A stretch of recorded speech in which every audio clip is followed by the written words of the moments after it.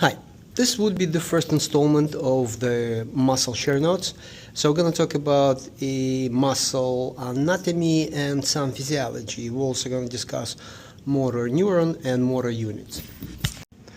Alright, just to save time, I already did this.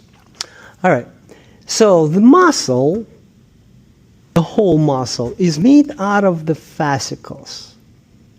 And the fascicles are made out of the muscle fibers.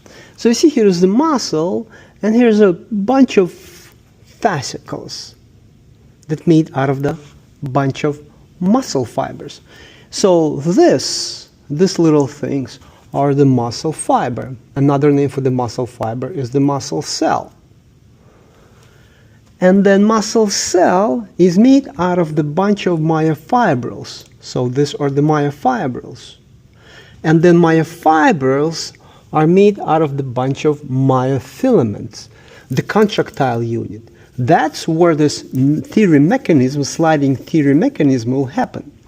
So the most likely the reason why the muscle has this like a Russian doll structure, you pull one thing out of another thing.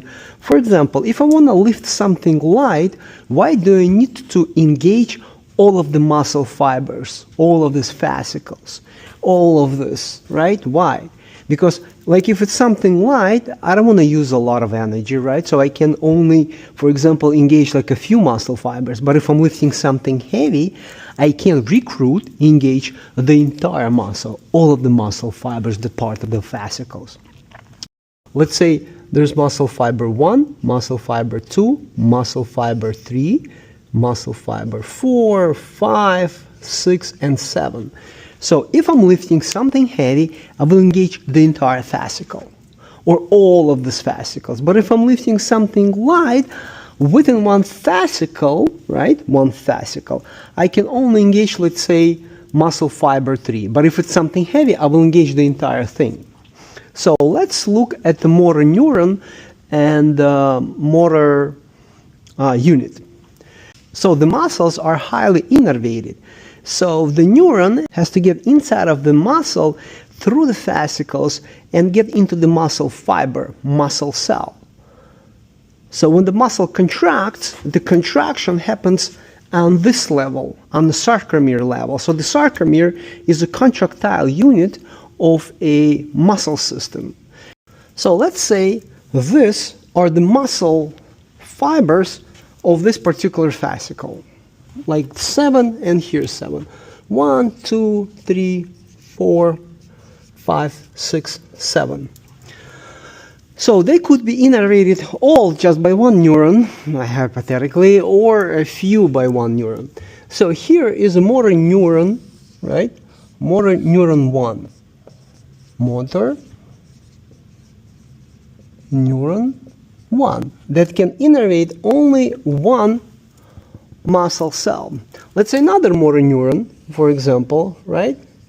Not necessarily can only innervate one, but it can also innervate 2, or let's say can innervate 3. Another motor neuron, right, can innervate just this one, or let's say just this one. So this is motor neuron 1 that innervates muscle cell 1. Here's a motor neuron 2 that innervates muscle cell 2, 3, and 4. And here's motor neuron 3. I'm just showing you different combinations that innervates this one and this one, 5 and 6. And let's say there's another motor neuron, right? That's a spinal cord. And there's another motor neuron, right? Let's say motor neuron 4 that innervates muscle cell 6. It could be different combinations. It's just the way your system designed this structure.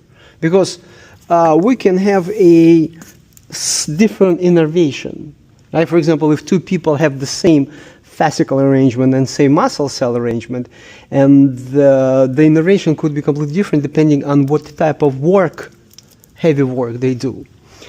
So if I'm lifting something light, I will only, let's say, hypothetically engage this particular motor unit. So the motor neuron that innervates a particular muscle cell, this one, it would be motor unit. Motor unit 1 that is innervated by motor neuron 1. Motor neuron 2 that innervates these 3 muscle cells, this would be motor unit 2. Motor neuron 2 innervates the 3 muscle cells, so this is going to be a bigger motor unit. So then let's look at this, right? Like that. We just decided that this belongs to motor unit 3. Motor neuron 3 innervates muscle cell 5 and 6. And then motor neuron 4 innervates this one. So this will belong to motor, this is motor unit 4.